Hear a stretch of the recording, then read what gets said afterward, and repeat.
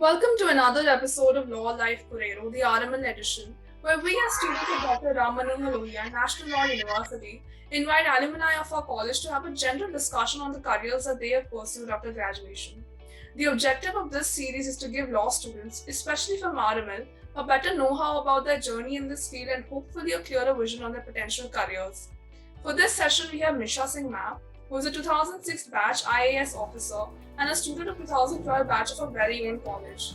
She is currently posted as the CEO of Zilla Panchayat since June 2020 in the district of Shahjahanpur in the state of Madhya Pradesh, wherein her primary area of work focuses on Panchayati Raj and rural development. It is an honor to have you on this podcast today, ma'am, and we hope our audience is also able to benefit from this session. Thank you so much, Pratishtha. Uh, so, ma'am, I'll begin with the first question. Ma'am, I would first like to start by asking about your position as a CEO of Zilla Panchayat. What exactly does it entail?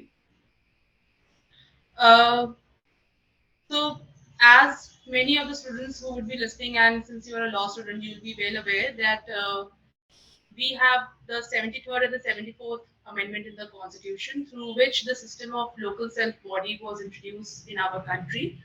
Um, we have urban bodies and then we have panchayat bodies. So there is a three-tier structure at the on the rural side of it, where there is a gram panchayat, then followed by a block panchayat, and then there is a district level panchayat, which is called the zilla panchayat. Um, the CEO is the ex officio administrator at the zilla panchayat level. Apart from normally being the person who is responsible for conducting the meetings, the general body agendas, CEO Zilla Panchayat is also in the center and the helm of the affairs for making sure that all the bodies and all the schemes, all the plans and programs, whether of the central government or of the state government, are being implemented. Also act as the disciplinary authority for all the staff and the subordinates underneath. In very short sense, you can just say that CEO Zilla Panchayat is the officer who is dealing with the development side of the administration. All right, ma'am. So you basically take care of the development that's I can't hear you, Pratishtha. Ma'am, am I audible now?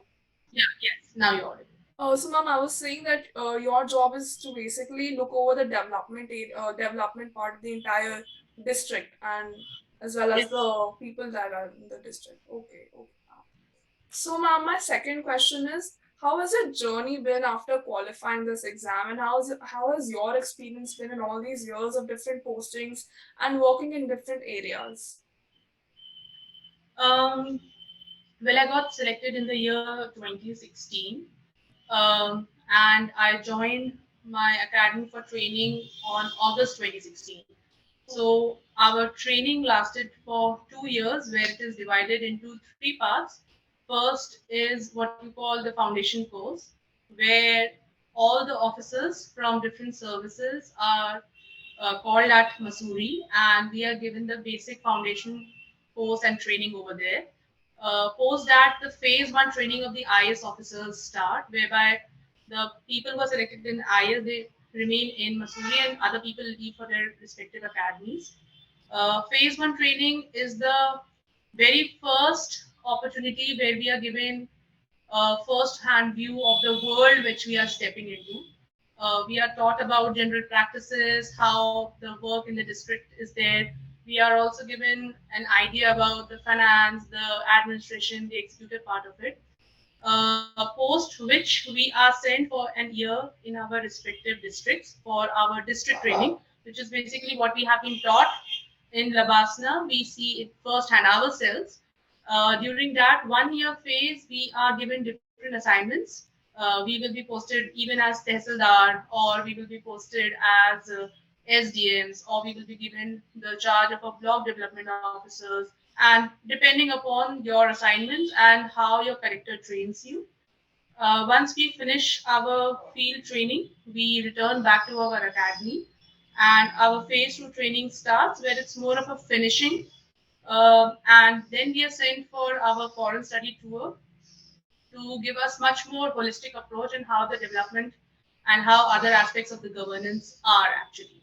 So when I was selected, I was posted in the state of Andhra Pradesh. I completed my field training in the district of Vishakhapatnam. After having completed my training, I was posted as SDM Vijayawada, which in uh, Andhra Pradesh is called the sub collector. So the designation of sub collector is equivalent to what we know as SDM over here. Yes. After marriage, my cadre got transferred to Madhya Pradesh, where I was posted as assistant collector for some time, and again had to complete my SDMship.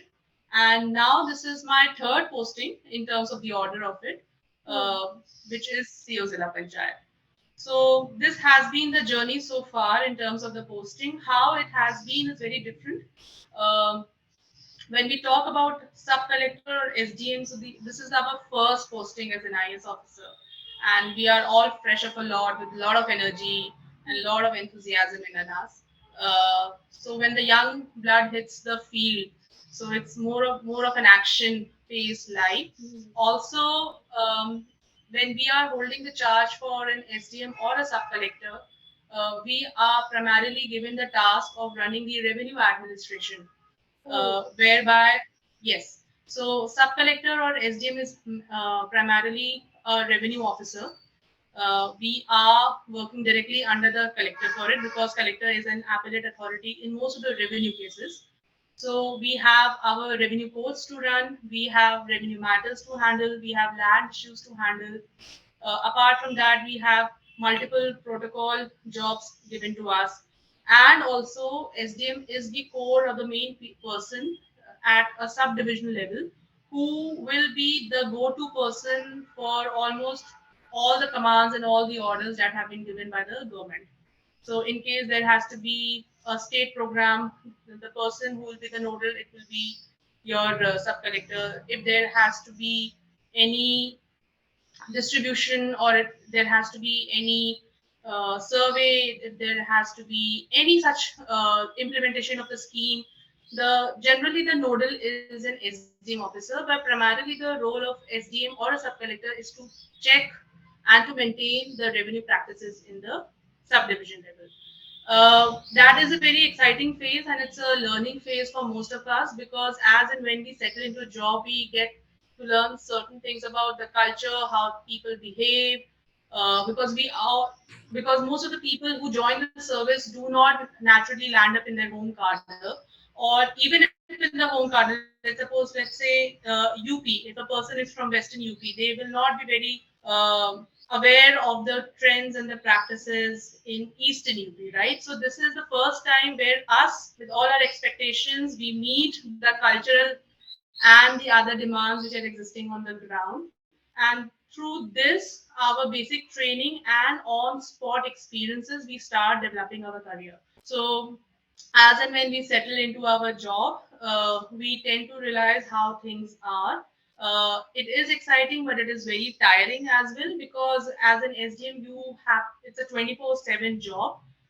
In case if there is any accident, if there is any emergency, you have to be on the spot. You have to be the first person who will be the contact person for the collector, even for the police for that matter. So it's exciting and it's tiring at the same time, but definitely a posting where you learn a lot, and you have the first hand experience of what the world really is and how actually it works.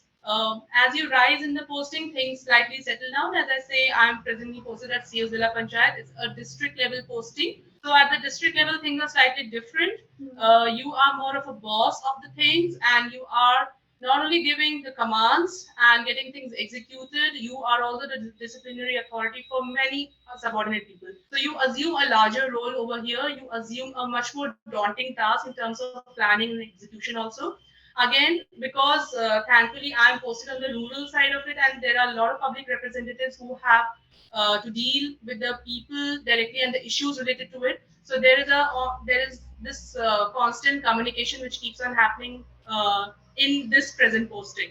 So this posting is what you can call a kind of a refresher, or you can say kind of a training what you would expect when you become a collector. Oh. So as in, yes. So as in because in state of Madhya Pradesh it's largely a rural state, Hmm. so mostly the districts are made of the rural blocks. So whatever you are doing over here, it gives you more or less an experience of how to deal with public issues, the demands, the implementation, how to handle the politicians, how to handle the media people, how to do the checks and balances. So yes, this is a learning for us also till we reach and become the director now. Okay. Oh, ma'am, this actually brings me to my third question that we've seen some of your work, particularly centered on gender equality, more importantly, recognizing the third gender and their needs, which I personally believe get ignored in the grand scheme of things. I mean, obviously, we have certain laws now, we are getting more aware of the third gender and their rights and their needs, but certain small things we kind of tend to ignore. So I've read that Yeah. you've constructed innovative toilets for transgenders at selected locations, which I believe is a very reformative step of yours, and I personally find it to be a very interesting one as well. So I would really like it if you could like kind of elaborate on that as well. So as I was telling you, Pratisha, that as a CEO Zilla Panchayat, you are one of the main nodal people for execution of the development side of the administration. So you must be very much aware of Swachh Bharat Abhiyan, which is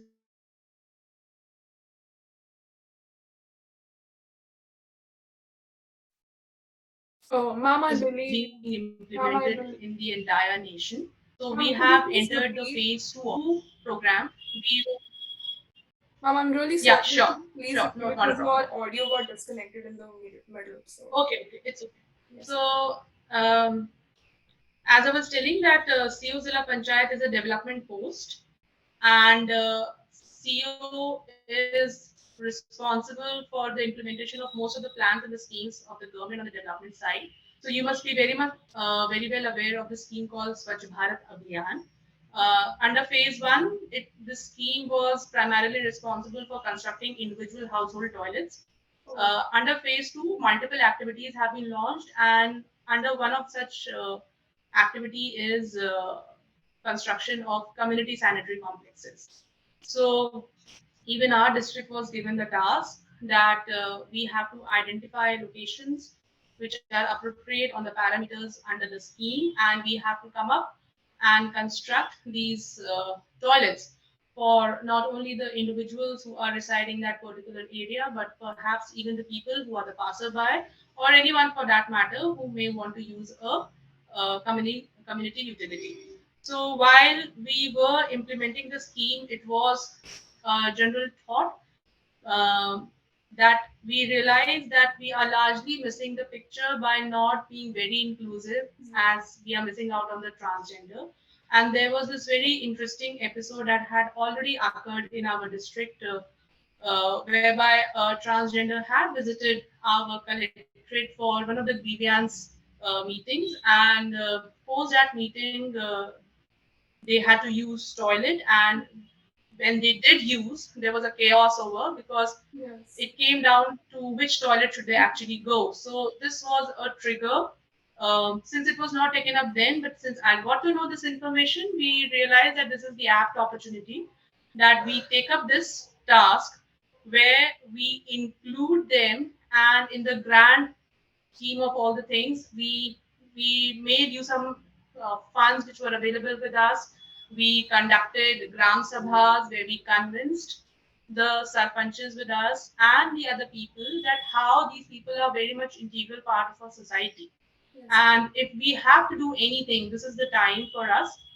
So when we did come up with the toilet, we designed it in a manner that it is inclusive and yet it is individualistic in a manner.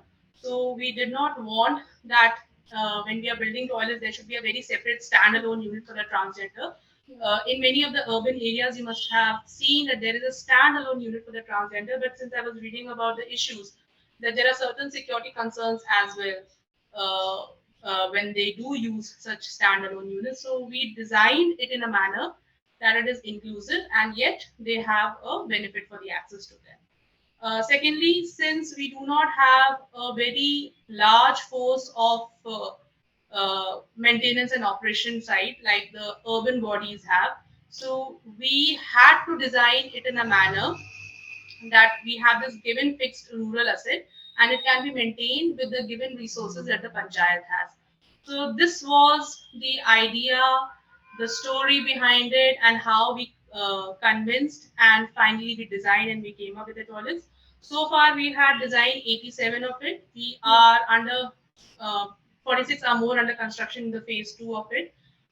We decided since mostly the transgender is a community that travels a lot too, so we need to cater them to places where there are large fairs being organized or large marketplaces are there.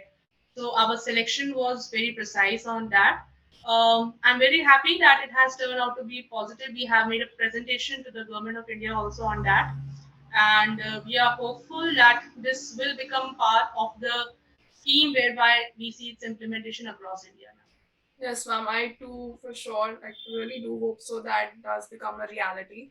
Ma'am, Yeah. which brings me to another question regarding your interests. As far as my research goes, you've shown a keen interest in environment protection and climate change. So, is there something that you're Yeah. particularly working towards right now, or something in the future that's planned for it? See, environment is something that is not really tangible till the time we do not see it happening with us Mm-hmm. and we are not getting affected by it directly. So for me, the most easiest way to convince the people on the ground was that how is environment impacting their day-to-day life, and since it's a rural population, agriculture is their mainstay. Yes. So for me to convince that since your agriculture is getting affected, we have to fix this by giving our contribution. So Hmm. there is a scheme called Manrega, Well, under which we have to give 100 days employment and through which we construct rural assets also. Part of the scheme also allows for rejuvenation, repair and maintenance of the old rural assets also. So we have taken up a project called Jaltaran in our district, whereby we have taken up for the restoration of all the old water structures and creating new, and thereby we have kind of created a thematic structure where we synchronize two existing schemes of Catch the Rain, which was launched by the Government of India, and Narega. So this is a very small step that we have started in our district towards rainwater collection and restoration and also creation of new water bodies. I think water is something that a person in day-to-day life can very closely relate to, and since our agriculture has become one of the major stakeholders in the groundwater usage, so mm, this is a place where I am trying that my interests can be utilized and can merge with the existing scheme, and we can deliver something really tangible, which can be easily replicated and something that can be followed even if I leave this office and I'm posted somewhere else. This is mm. something which is very close to people and it can become very systematic in terms of being implemented in other places as well. Yes, ma'am. Ma'am, I feel that climate change still hasn't seen its place in the political manifesto that a lot of leaders come up with. I mean, I personally haven't heard of any major political leader or a major political party that has climate change and environment protection as part of their manifesto. So I feel that, once if we start at the ground level with the people, and when it becomes popularized, only that is the way forward to kind of bring it to the political and a popular forum as well. So That is very true. That is very true actually, because given whatever the resources we have till the time we do not have the people support on the ground, uh, while we are doing policy formulation, we have to see the demand which we have in the hand and the resources we have in the hand, yeah. and we have to deliver the best possible thing. So, as I was telling that somewhere the government has realized that climate change is a necessity and it has to be addressed, and hence why there was this program called Catch the Rain, whereby our honorable prime minister launched and kind of brought forward this agenda that how we have to bring back the traditional practices of conserving the water Mm, which our elders used to do. yes. So like I was telling, till the time we do not convince people, we do not show them practically that how their lives are getting impacted, things at this massive scale would not take place. And agriculture being the most important livelihood issue in our district and being the mainstay of the livelihood, it was easier for us to convince that how their crop yield Hmm. or their a good yield in the future is directly related to the availability of the groundwater Yes. and how the rural assets can be used for water conservation. So we have saturated almost all the government buildings in our district with the Oh. rainwater harvesting structures also Oh. during this Jal Tarang program. So this is a very long battle actually, Pratishtha, to be very honest, because there are so many facets of environment. Secondly, under Swachh Bharat Abhiyan, we have also taken up the mission of banning the use of single-use plastic, whereby the best means what was available to me was to convince the women who are the part of the SHG groups, that is the self-help groups, Okay. that they take up this oath that they would not use the plastic. So what we have done is we have made them take the oath and the pledge for ban of the single-use plastic, and we have convinced them, and they have come forward in a very large way of ditching plastic, and they have taken up their old clothes and a sewing machine, and they are making their own bags. So that old cloth bag is Hmm. now coming as a major tool for us to convince other people in the district, the trader association, that if the women can do right, Yes. so can they. So these are very small steps, largely behavioral in and behavioral practices take a very long time, Yes. but we are very positive that it will bring about some change. So far, 20,000 women have taken the pledge and they have come up with these bags, uh, and they're trying and convincing their kids too to do the same thing. So the movement is catching up, and we are really hopeful that we will provide them a marketplace also, that whereby they can start stitching these bags and get into a joint venture with the trader association and the market associations which are available over there, and they can start supplying to them also. So these are long laid terms and plans, but yes, we have taken the first step forward towards it. Yes, ma'am. I really do hope that it becomes like a constant thing in the future and not just something Yeah. that is temporary and just for Yes. their one's own profit, but looking at the larger picture and the Yes. population at large. Yes, ma'am. Ma'am, which brings me to another question actually, which is something I feel a lot of people, this general public, not just us students, but generally even parents themselves would like to know. I believe that there are certain perspectives and certain perception that people have about civil servants, which could be, I feel, glorified in certain ways and even misrepresented. So, and I feel that even you as a student, while you were preparing or while you were in school and college, you might also have those perceptions. So after becoming a civil servant, was there like a change in what you thought would be being like a civil servant would be, or is it like the same or similar only? Like the actual, I'm basically asking about the actual truth, so to say, of civil Okay. servants. Uh, to be very honest, I had absolutely no clue about what civil service is. Oh. Um, Till fifth year, I was not really sure that I would be one of those people who would sit for the competitive exam. Hmm. Uh, in fact, I was one of those people who many others believe would be the first one to bag a placement in our batch, Oh, in okay. any in any law firm or any corporate law firm. Yeah. So it was during the fifth year, and I believe I was doing my internship with Barucha and Partners in Mumbai. Oh. That Yeah, so very good firm, very good work. But then I realized that there's kind of monotony that has set into Hmm. it, and this is not really making me uh, look forward to Hmm.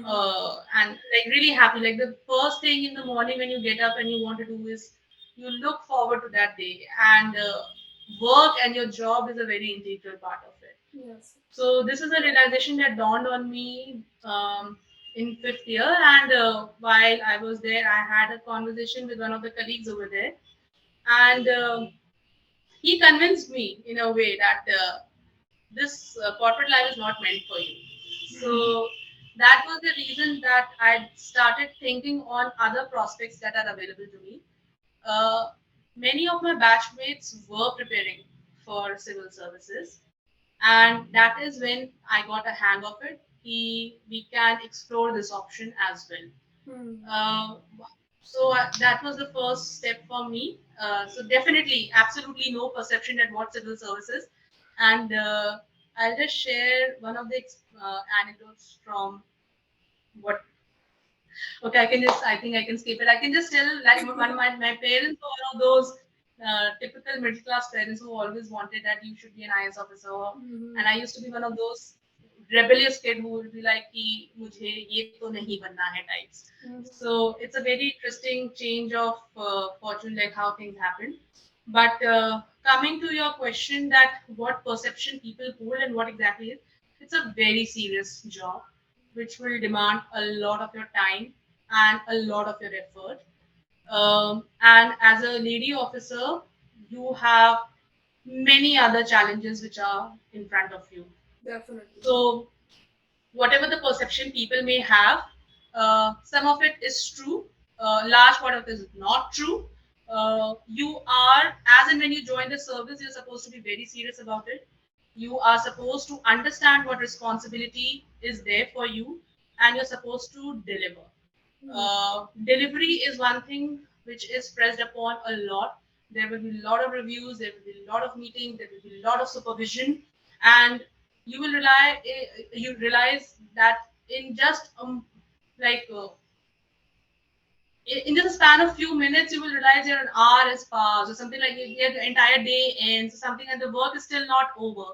So Hmm. the workload is a lot, also because the public and the officer ratio, or the public or the government servant ratio, is slightly skewed in our country. So there is a lot of demand on your given limited time period. So you cannot be frivolous about it. So you have to be very serious about this job. So many people think that after clearing the service, it's all about that you have a decent life and a decent home and a decent car.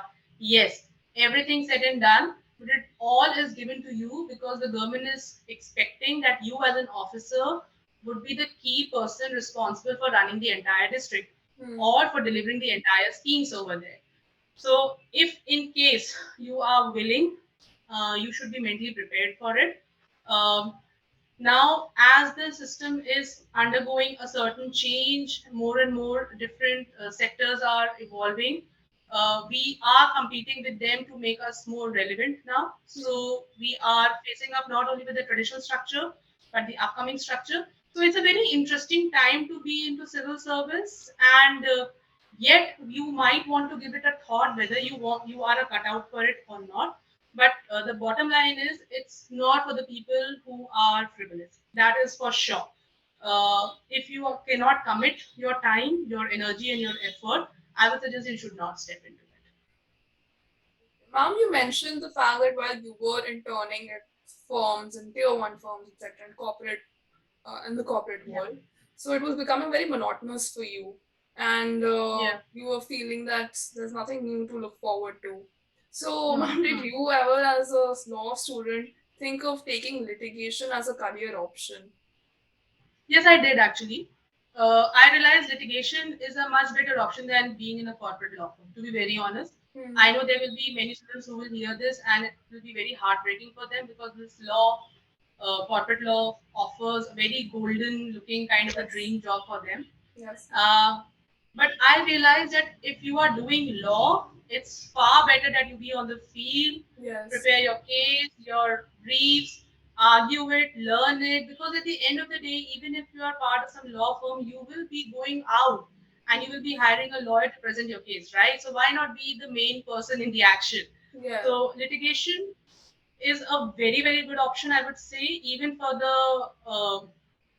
my um, female colleagues. It's really very it's an opportunity that you should not pass on. That is number one. The only thing is that litigation will take some time. Yes. So the only drawback that people see is that while the corporate law firm will give you a good package at the very beginning, it would not so be the case in terms of litigation. But I think in terms of the job satisfaction, Hmm. litigation will offer you much more benefit than you are getting in your firm. So at the end of the day, in selection of any job or in deciding that which field you should choose, you should have actually have to aim at the job satisfaction. If you're not satisfied with what you're doing, if you're not happy, if you're not waking up in the morning and looking forward to go for your job, I think you are in the wrong area. Hmm. So that should be the bottom line where you should test that what actually you want to do. Okay. So, ma'am, my question it also comes down to the fact that you were a student of law and you studied law for 5 years. So, I mean, did it ever occur to you? I mean, why did you choose civil services as per opposing to choosing judiciary as an option?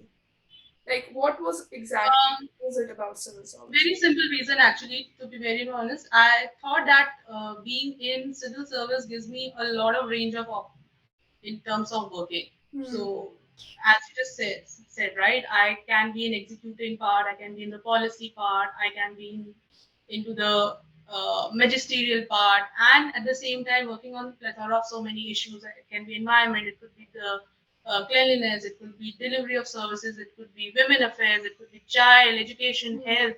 So I have always been a kind of a person who likes to explore a lot Hmm. and different explore different options, different areas of work. So this was my only reason of choosing it. That is number one.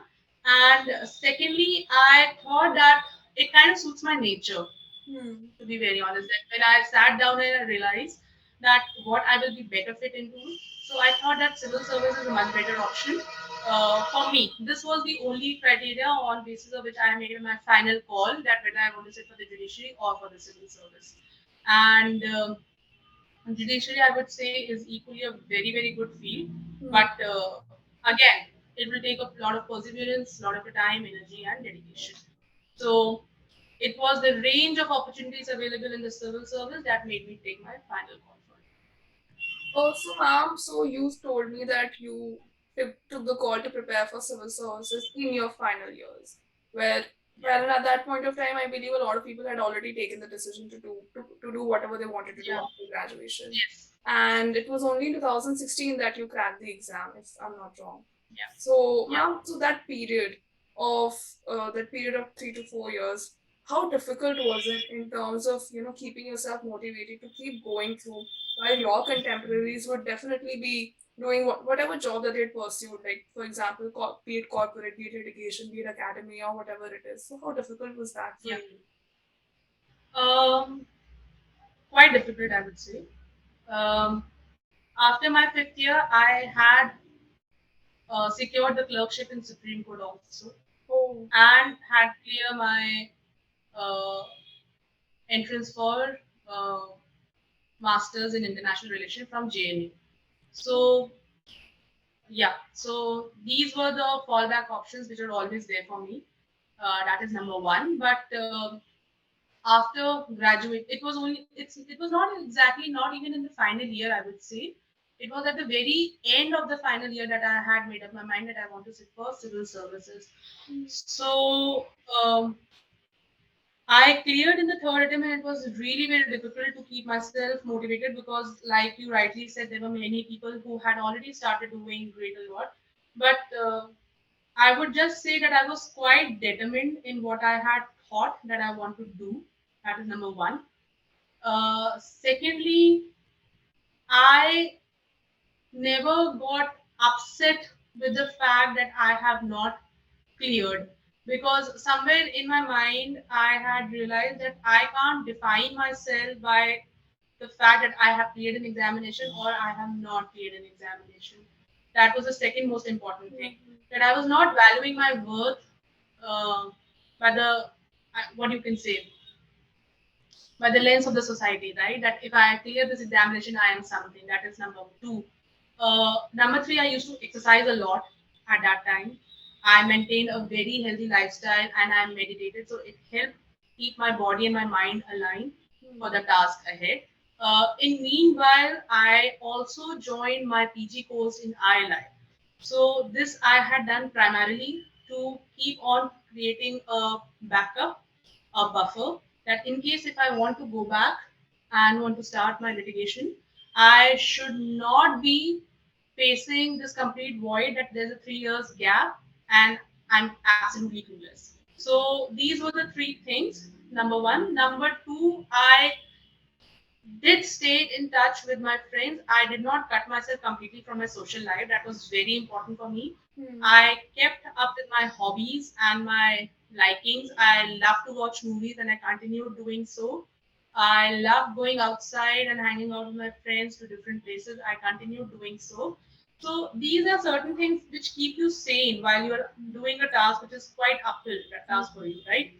And like I said, please, if any person is preparing for this examination and has not been able to clear it, one thing is very sure: you should not measure your worth by this examination. This examination does not, it cannot stamp on the worthiness of what you are. You should be very confident in yourself and that you can do better.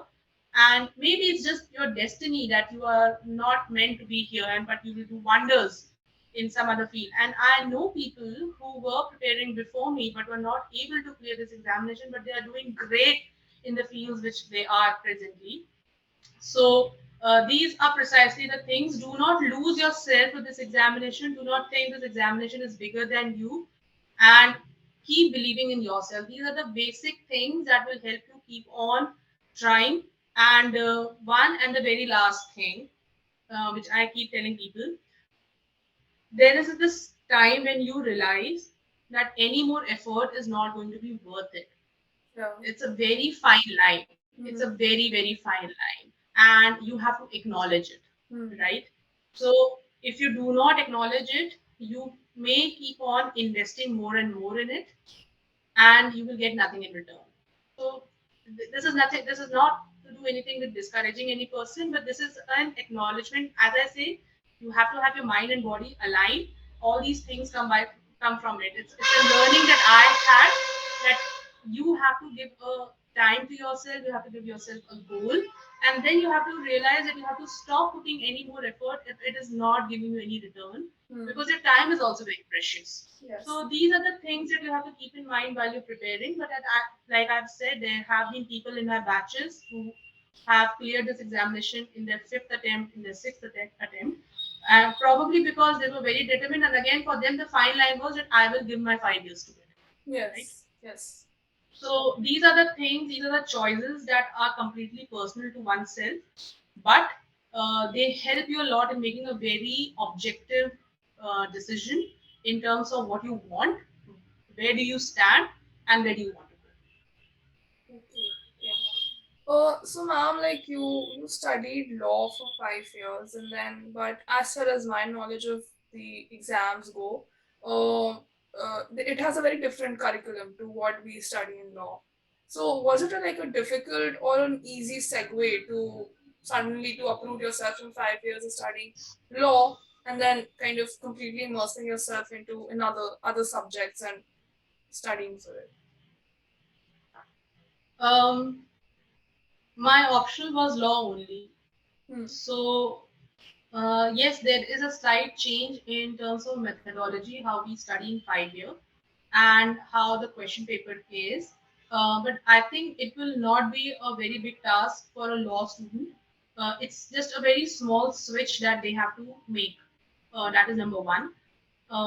Number two, it definitely helps you if your optional subject is your graduating subject. If you are uh, very well and very well read and thorough with your optional, there is no way that you would have any problem with it. And third, I would say that while you're preparing for the optional, you have to also keep in mind at what the syllabus requires. Hmm. We as a law student tend to go overboard also, because Hmm. Yes. we have this slightly cocky attitude towards law as a subject while we're taking it, right? Yes. So you have to balance yourself. You have to be quite reasonable when you're preparing it. Just see the syllabus, what it requires. Just stick to it. Do your basic study, and you're done. That's it. Uh, so this is about optional. As for the other subjects, it took me some time, but since they are all uh, the subject still grade 12, like class 12. So Mm-hmm. it's not much in terms of difficulty. Yes, it's lengthy. That is it. The only problem it's quite lengthy in terms of the range of subjects you have to study. You have to study history, geography, economics. So it takes time, but once you get hang of it, it's quite an easy task. Uh, Thirdly, the examination is in two sets. The first is the preliminary, which is an objective type, and the second is your mains, which is your detailed written examination. Yes, So this is the second category of switch which a person who is preparing for the competitive examination has to make. Some people are really good with the multiple objective questions. So and some people are really good in terms of writing right. detailed answer. So but since this examination checks both the things, so this is a gear which we have to shift in while we are into the preparation mode only. So Okay. these are the three things that you have to keep in mind. The best way of preparing the examination is print out the syllabus, just stick it up on the board or the wall which you have in front of you. Just keep cross checking that you have covered the basic and keep revising and testing yourself. And I think that is the basic what is required for any competitive examination for that matter. Mm-hmm. Yes, ma'am. I feel, ma'am, for examinations such as these, the most important criteria is to be persistent and consistent in your preparation and to Yeah. constantly, be at it. So I feel Hmm. that's one of the Yeah, important. that is there. So that revision and test is the part of that consistency only. Okay. So it keeps you on track. Number one, it helps you do your self analysis that where you are lacking, what amount of preparation is required, and which subjects are your core strength areas, and your weaknesses. Okay. So that is one. Revision helps you keep you more grounded. Like otherwise, people tend to get very confident about it. Hmm. कि मुझे तो Yes. सब कुछ पता है types. That is problematic again. And consistency, I will say just fix a timetable. No need to have a 12-hour a day or a 14-hour a day. It could be as short as 6 hours or 7 hours a day. My husband cleared this examination in 40 days. So Oh. it's it is not a big deal for many people. It's about how you manage your time that well. And at the same time, it took me 3 years to prepare and clear this examination. So just be confident about again uh, what you are Hmm. and how do you want to study and fix a timetable for yourself. That is it. If 6 hours suits you, go ahead. If 12 hours is your thing, go for it. I'll just say do not overstrain or overburden yourself because then you get kind of caught up with unnecessary thought process about this examination. Just keep on moving with the flow, the syllabus, and your time. That's it. And the fourth and the most important thing, keep a very healthy lifestyle because this examination does test your perseverance. Hmm. So it's very important for clearing this examination and for any job or any competitive examination for that matter. So, ma'am, you yourself opted for law as your optional. So, ma'am, would you advise? So, is it like a scoring subject as an optional, or should like a person opt for any other subject, especially a student? Pratishtha, like I said, yeah. So you know what? I am not really well placed in terms of answering that whether it's a scoring option or not. I think if you're very well prepared with it, and if you have answered your questions perfectly, I think any paper is pretty good scoring paper. My reason for choosing law was that I was very comfortable with it. Okay. And I realized that since I have studied law, I will be much better placed in understanding and finishing the course earlier Oh, yeah, yeah. than other subjects. That was my primary reason for having selected this option. Second, there is absolutely no taboo that in case if you want to select any other subject, you should not go for it. The key is again, as I'm saying, check the syllabus. If you're comfortable with it, go ahead and take it. As in terms of scoring, I think it's a very yearly phenomena that many people tend to score some like really good marks in a given subject, and the next batch next year would be one of those lowest scoring batches in the same subject. Hmm. But uh, exceptions are there. there will be. I can give you an example of this subject called, I think, public administration. So, it's a huge. There's a huge craze about taking public administration as a subject for civil services. Um, some of my batchmates cleared this subject the very same year, where the average or the mean for the scores that were achieved were very bad, and yet they made it into IAS.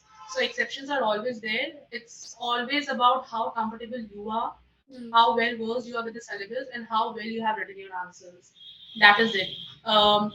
My only uh, suggestion would be that it pays if you have your own subject as an optional, because you can spend more time in preparing other subjects. That is Okay. So, ma'am, does a it. Yeah. degree of law kind of influence your preparation for this exam and your work as a civil servant, or it's completely, I mean, not that much of a doesn't really have that much of an impact?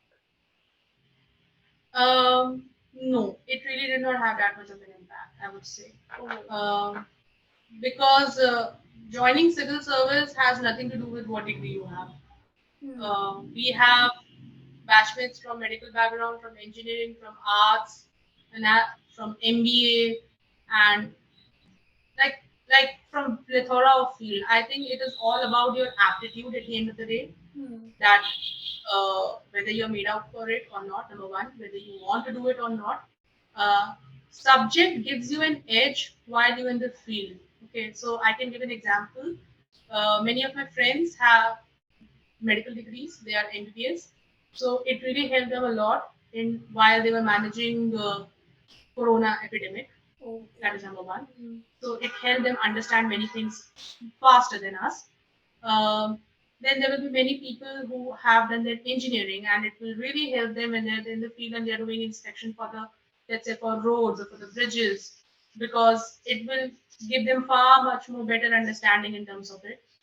As a law student, it helps me to go through the complex issues where administrative law issues are involved or constitutional issues are involved. Or Yes. let's suppose something as basic as an interpretation, that what does this section of this particular act would actually mean. So Hmm. that's my edge.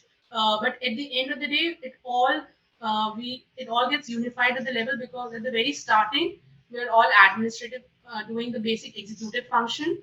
It's all about management. Okay, Hmm. it's people management, resource management, and time management. So, uh, since this examination is open for all, that is primarily because they are looking for general managers who are very good at managing these three things. Your degrees gives you an edge in somewhat way, but it does not really make you. It will not definitely not put you in any disadvantage. That is for Oh. sure. Okay. As for choosing this as a career option, my degree had absolutely uh, no role to play in that. Okay. Okay, ma'am. So, Yeah. ma'am, was there any particular subject that you keenly focused on while preparing for the exam? Um, no, not any subject per se. I'll just say that I keenly focus upon newspaper reading. I Oh. kept up with the newspaper reading. I was very thorough with it. That is number one. Um, I gave a good amount of time in listening to important issues and the debates on Lok Sabha TV and the Rajya Sabha Hmm. TV, because again they covered a lot of topic which was relevant and was currently under the discussion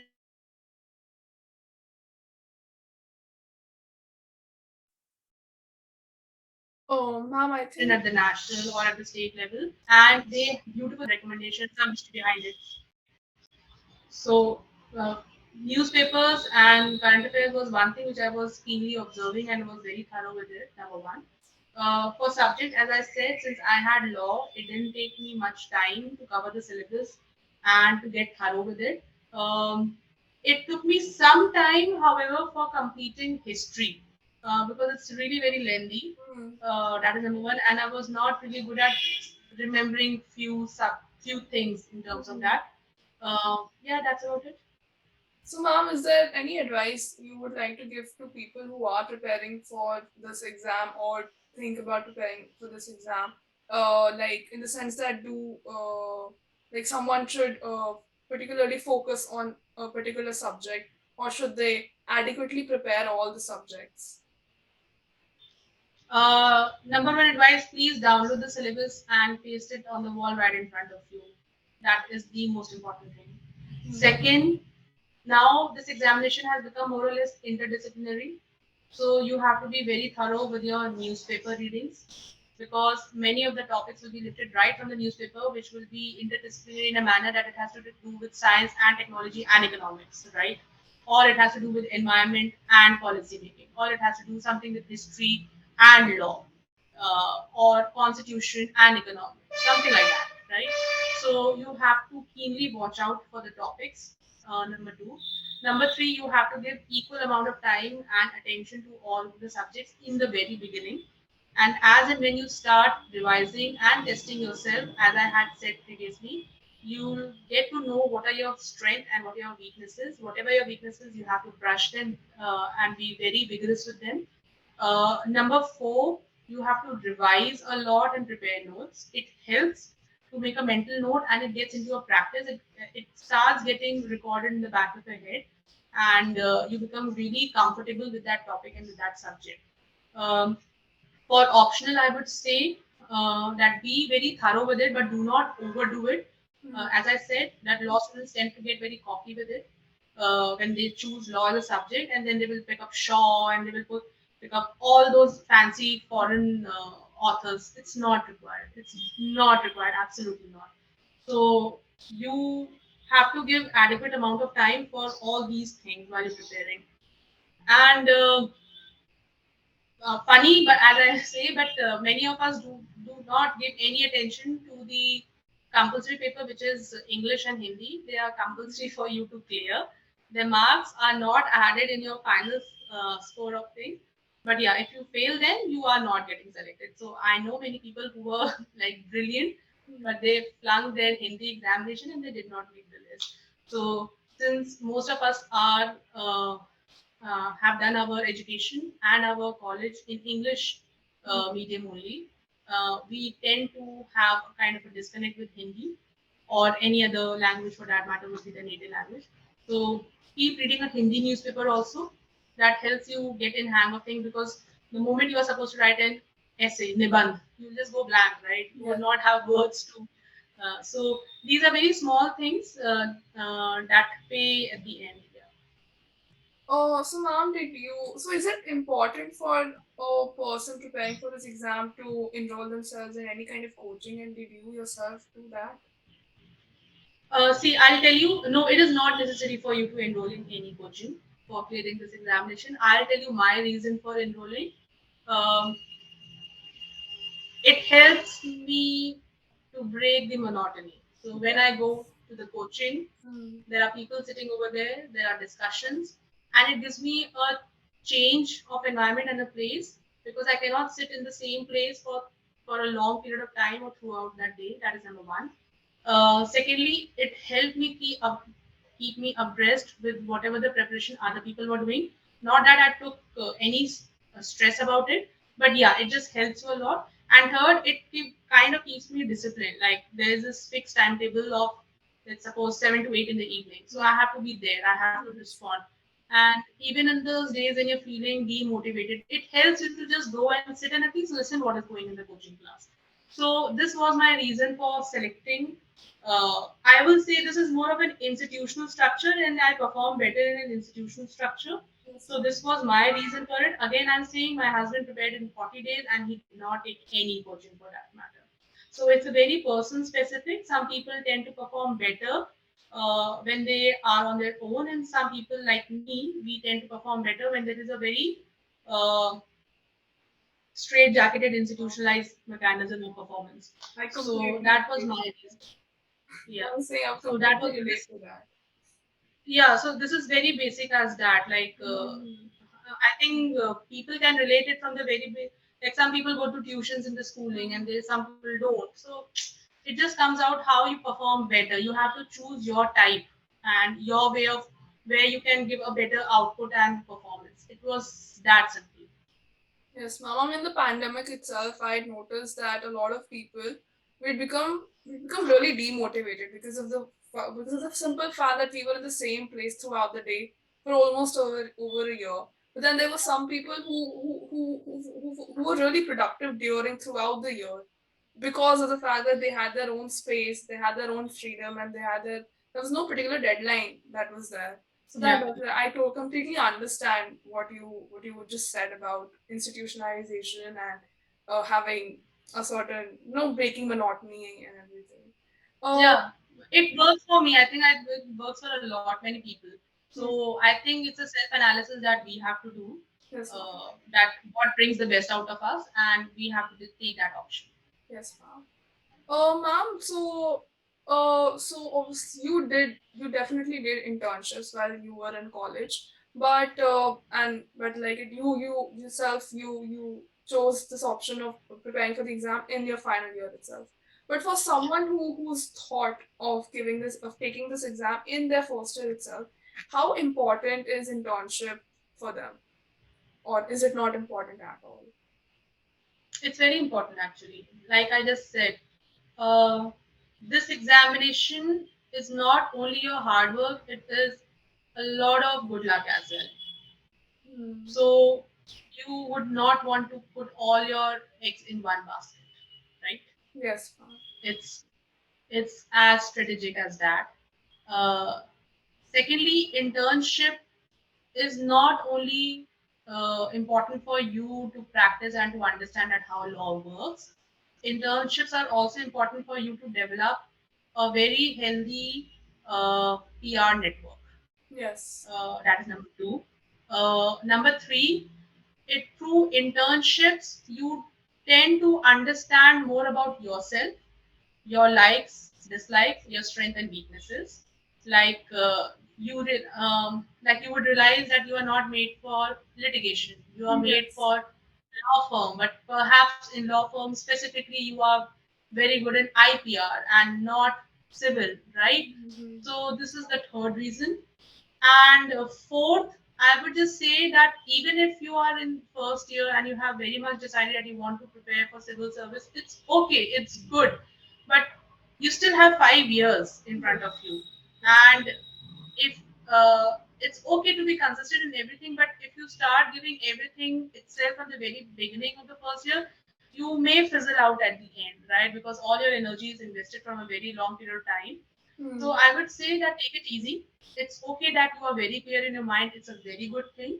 But do not miss on the opportunity that internships present to you. Like I said, uh, take them. It's also not necessary that you have to have two internships in a year or just go crazy about internships. You can strike a very delicate. There's a very fine balance where you realize that how much of internships are good enough for you and how much not. And let's suppose, God forbid, you do not make it right? Then this internship, this college extracurricular activities, this PR network that you have prepared, and your understanding at what area is better suited for you will eventually help out in case if you have decided that now you can fall back on law as an option for your career.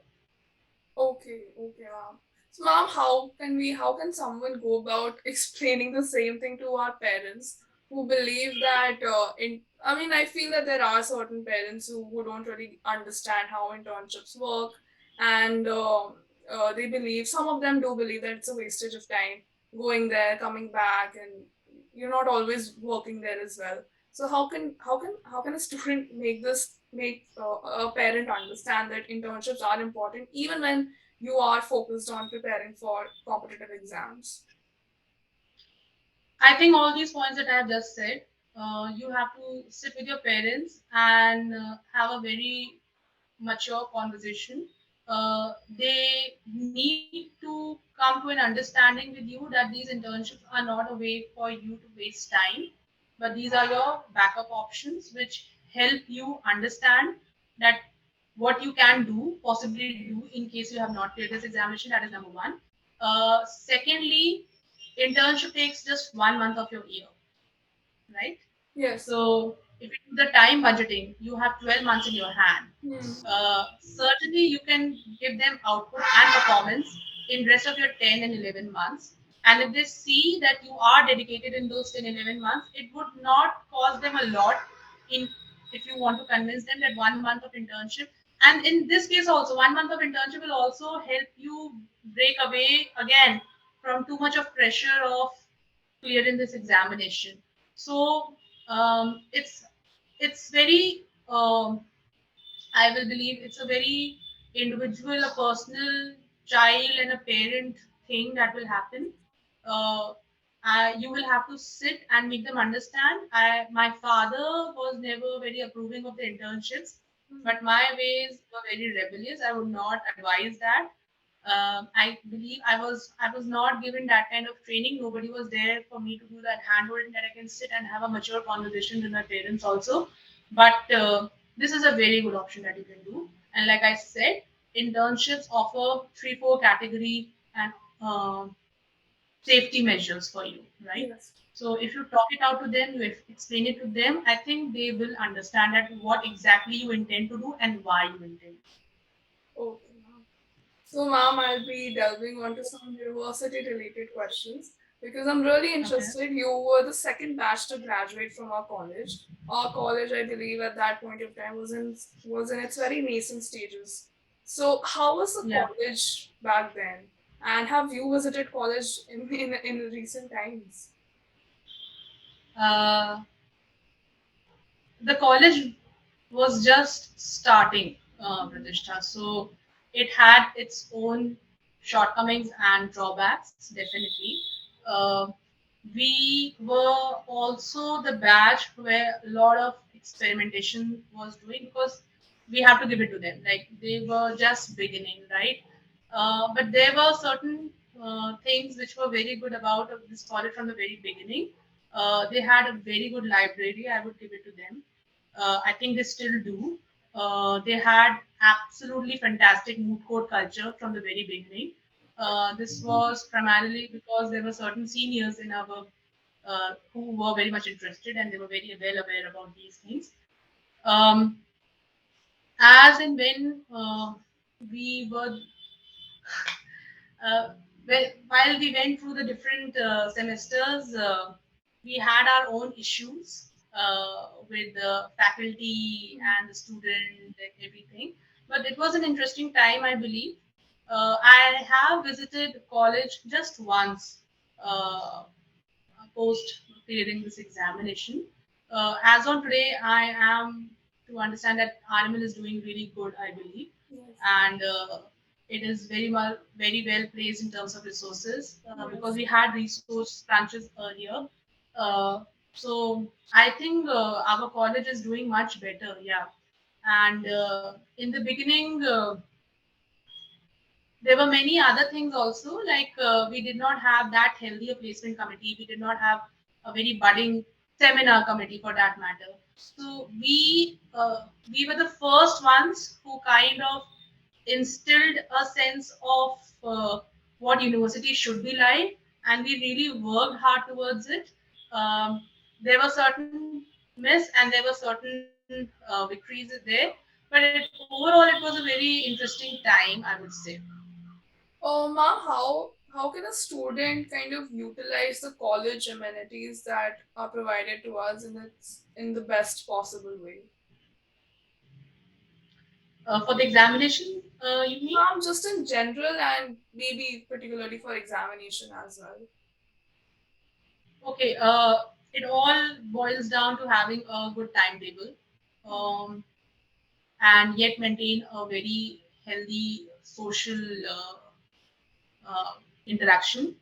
Um, the college starts at around 9:30 in the morning, right? So you have adequate time in the morning to get up and do your workout. That is number one. Uh, Number two, attend your classes, definitely. And please reserve some time to visit library. It's important. Not necessarily what is being taught in the course, but to keep yourself well aware what is happening in terms. Let's suppose if you're really interested in pursuing law, law is one field where you cannot miss out on the information and what is developing in this area. So please reserve some time for library. I would suggest. Number Four, there are a lot of sporting amenities now in the college. Please make a very healthy utilization of that. And number five, socialize a lot. Alumni network helps a lot once you graduate from the college, right? So let's suppose when I am in a field which has not directly to do with the law, but in case, let's suppose if there's some issues which are relating to interpretation, or let's suppose I have to get hold of a good lawyer, so the network helps a lot. So Yes. engage in a very healthy networking. So you will have to prioritize your own likes and dislikes with your timetable also. So it again comes down to how disciplined you are and how clear you are in your head. But the universities, as of now, I believe, are giving you range of options and range of amenities and utilities that we can best possibly utilize. We do not do so while we are in the college, but we do realize when we graduate and we look back that yes, we had the time and the opportunity to Yeah. do the list of things. So now is the time, even if you are in third year or even if you're in fourth year, it's not late. We can still set our priorities straight. Ma'am, if there's somebody maybe in their first or second year who's thinking of taking civil services examinations, so ma'am, is there any ideal time that they should begin, or like any ideal year, like maybe in the second year or third year or fourth year, that they should start with their preparation? I really don't think so. There is no ideal cutoff date for your preparations to commence. Um, but what I generally think that if you are engrossed from the very beginning, you may miss out on a lot of healthy college life also. Hmm. So I am of a different school of thought. I would suggest that enjoy and concentrate while you are in the college, in the core college activities and your graduation and your subjects and your teaching. Uh, Law as a subject, if you're choosing, you will be studying throughout 5 years, so it's important for you to pay attention. As for the preparation, even if you start in your fourth year, that is decent enough time for you to start. But then again, I say it's an individual choice. uh, um, some people start from the very beginning and some people do it at the very end. I'm on the latter side of it. Again, this has more to do because of my own personality. I know if I am doing some task and I've been doing it for a very long period of time, while I still don't have to appear for such tasks, I will fizzle out. My energy will fizzle Yes. out in the end. Yes, ma'am. So I would not be one of those people who will start preparing for the first year from the college. But at the same time, some people think that it's important and it's part of the strategy of being consistent, that they want to be well aware. So in case if it's that if you belong to that sect of people, I would say you can start with your newspaper reading. That would be good enough for you to get a hang of things around you, and you can be still comfortable while you're doing your preparation. But I am not going to suggest Pratishtha any of these things that what is a good cutoff time, because it's very personal. It's something really personal, and you have to decide what suits best. You know Oh. what best suits you and your style of work. Yeah. Ma'am, is it possible to kind of prepare both for UPSC and judiciary at the same time while No, in college? no, no. You will bomb. You will bomb because judiciary is very different and UPSC syllabus is entirely different. Yeah. Please do not mix both. Do not. Yes, ma'am. Ma'am, there was another question that I had. So, in the interview round of your this entire process of the examination, how important is our CV? Or if my research is correct, then I think it's called DAF, DAF, DAF. Hmm. So how Hmm. important is that in your interview round? It's important because a lot of questions get picked up from your DAF, uh, but at the same time, it may not so happen, right? But you have to be very careful considering what has been the general tendency, because the interviewer doesn't know you, so they will try to figure out what you are from what you have filled in that form. People again tend to get very over enthusiastic when they are filling and they are not realist. So be very careful in what you're filling down. Number one. Number two, you have to be slightly strategic also in terms of information that you are giving, because we can get embroiled in series of questions and may end up embarrassing ourselves in front of the board. And number three, they tend to focus a lot on your hobbies. That is one of the key areas where they pick up from your DAF. So be reasonable, be realist what you are, and yeah, that's about it. But there can be boards which have absolutely nothing to do with your DAF, and they would probably not even give it a look, and they will ask you questions out of blue. My second interview was exactly like that. They did not ask me one single question from my dad. They were asking questions some completely related to geography or your sense of awareness and all these things to do. And so it's important for you to prepare your DAF well, to fill information very carefully, and when you are preparing for the interview, just be very thorough with what you have filled and possibly what are questions could they ask from the information that you have provided. Okay. So, ma'am, do you think there's a success mantra to crack these exams? Yes, I think for all competitive examinations, number one is that you need to stay focused. Hmm. That is there. I think it's a success mantra for any career for that matter. Number two, you need to be consistent. Again, consistency doesn't mean that you have to have a 12-hour timetable or a 14-hour a day timetable. It consistency means that if you are giving your time to a particular task, you are 100% into it, and you're completely focused on that. So it could be just 5-6 hours of a day, but when you are doing and when you're working on that particular task, your 5-6 hours should be completely for that task. Absolutely no distraction. Number three, stay.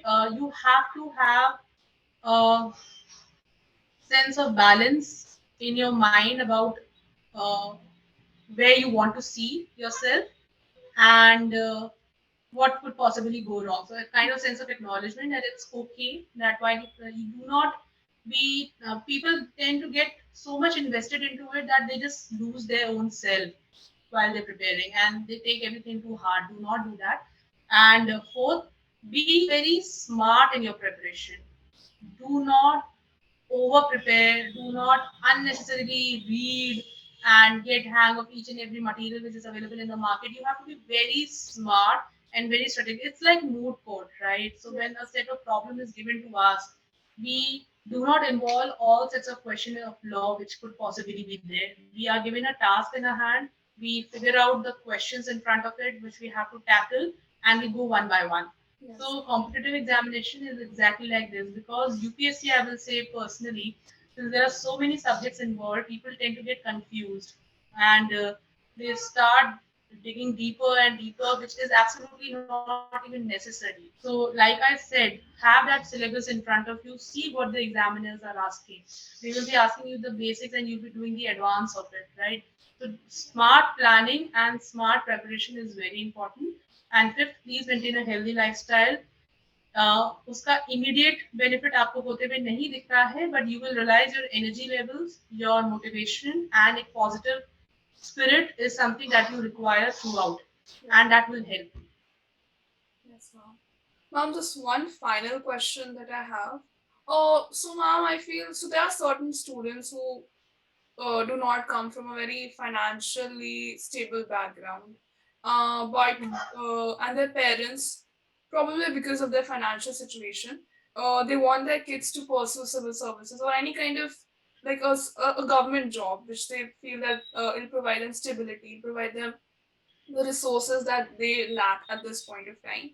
But maybe those students, they're not very much into that idea of sitting for the exam, and maybe they are into some other field like probably litigation and from any other kind of field. So ma'am, so what is your take on that? How can that particular student tackle such a situation? Do not give in to that pressure and that demand. It has something to do with the perception that civil service holds.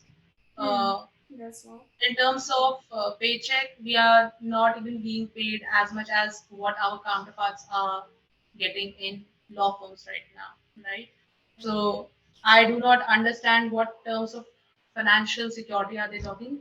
In terms of normal security of the job, yes, it's there. In government job, you can't be hired and fired. There's a detailed process through which a person is removed from the service, so that is there. But it is very important that how far you are comfortable in what you're doing. If you have a job satisfaction, your chances and your success rate is far higher in what you are pursuing currently than possibly what your parents think would be ideal for you. Yes. So it's okay, let them speak. They have their own aspirations, they have their own uh, what you can say, some ideas or some dreams about you. Just listen to them patiently, but do not, again, do not take them very strongly. Listen to it, just move on. If you're comfortable in doing what you're doing, just keep moving ahead. I'm pretty sure if you are good at it, success will come to you. Yes, ma'am.